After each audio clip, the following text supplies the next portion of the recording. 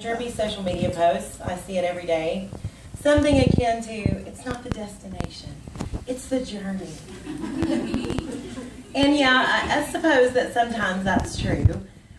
When you have one plan and it doesn't quite work out and it ends up that, you know, you have a better, something else just falls into place. But other times it really is about the destination. Something like, you're going to the beach, you're on a family vacation to the beach, and you're in a dilapidated minivan that has 2 good tires, no air conditioning, with 3 children and your mother for 10 hours. Screw that journey. Give me my destination, damn it. The year 1994. I was finishing, actually in the middle of my master's degree in religion. We seem to congregate here. And became obsessed that the only way that we would survive as a species is if we learned how to live together intentionally in community.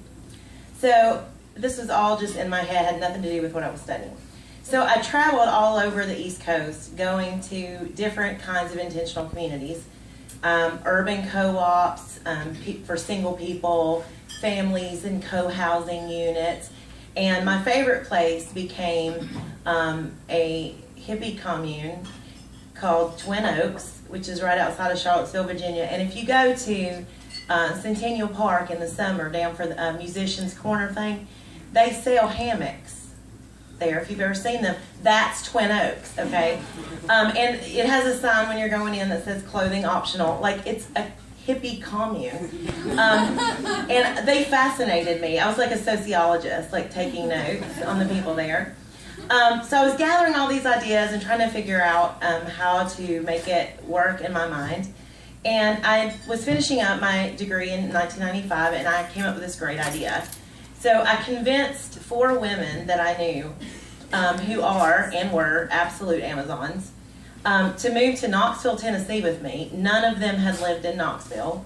None of them knew each other. They all knew me. And I convinced them that we should start a feminist collective.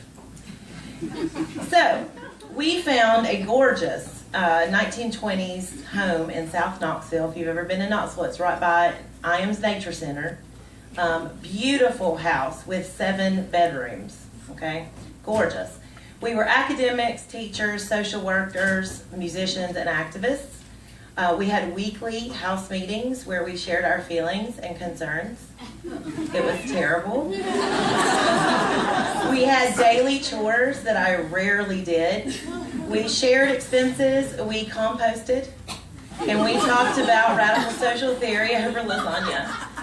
It was like being married to 4 women and having no sex. It was really, really not fun. In less than 2 years, the entire operation was a bust. Hilariously, now, I was the one that got kicked out of the collective I started from the people I knew. For some really crap reasons, like I ate fried chicken in the living room in a house full of vegetarians, and some very good reasons, like I was crazy. Some of these relationships took more than a decade to repair. The truth was, our inability, or mine, because I'm certainly going to take more than my fair share, we could not bridge our differences. We could not talk past when we were angry with each other. And I was the only confrontational person in a house full of passive-aggressive people. This was not good. I did a lot of door slamming and screaming. This led to the great undoing. However, we threw magnificent parties. We had a feminist book club that met at our house. But the biggest legacy from the house, in retrospect, came by way of a women's open mic that I started because I wanted to get out of the house. Right? I couldn't be there anymore with them. So I wanted to get out and do some poetry, and I went to an open mic, and it was just terrible. And I thought, I do not want to spend time here, and I know that all the women here do not want to be here. So I started an open mic for women called Women Out Loud. There was absolutely nothing like this at the time in Knoxville. We met every week. We had annual songwriting competitions where we gave away studio time and guitars. We held benefits every year for the Sexual Assault Crisis Center, and we did it for over 5 years. Our biggest alum from this crowd is Mindy Smith, who you may know, who is a regular before moving here to Nashville. You may know her from her big song, Come to Jesus.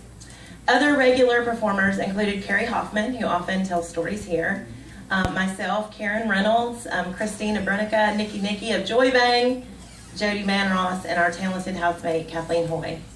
The winners of our very first singer-songwriter competition were Robinella and her band, featuring Cruz Contreras, who now heads the Black Lilies. This started with songwriters and poetry. It grew because word spreads very quickly around the edges of a community. Very quickly we had regulars, and we were a more diverse Knoxville than pretty much anybody knew about. It was declared a radically welcoming space every week from the stage by yours truly. Now I hear you asking, particularly those of you without vaginas, were men allowed to participate in the open mic? The answer is sometimes. Because I was in charge, I wanted you to be radically welcoming too, or no, you could not perform at our open mic. So you had to, participate in our community. You couldn't just show up with a guitar and wow us and go home. During the day, I was working as a social worker at that time, doing counseling with felons, abusers, and addicts. It was not unicorns and rainbows. Still childless and unmarried, the good old days, I needed an outlet for the stress I carried from work. Women Out Loud became much more than that, and although we never really made anything but tips, most of us went on to creative pursuits and are now spread across the country. Thriving, baby, not just surviving. Women Out Loud became a home for the LGBT community in East Tennessee. Most of the men and women I met there are still in my life. It was the best home I ever had, and not just because I was drunk most of the time. The right people found me, and I found them, and we created a space for ourselves where there was none. We grew and fought and bought sound equipment. We dated each other and then hated each other and then got up and sang about it.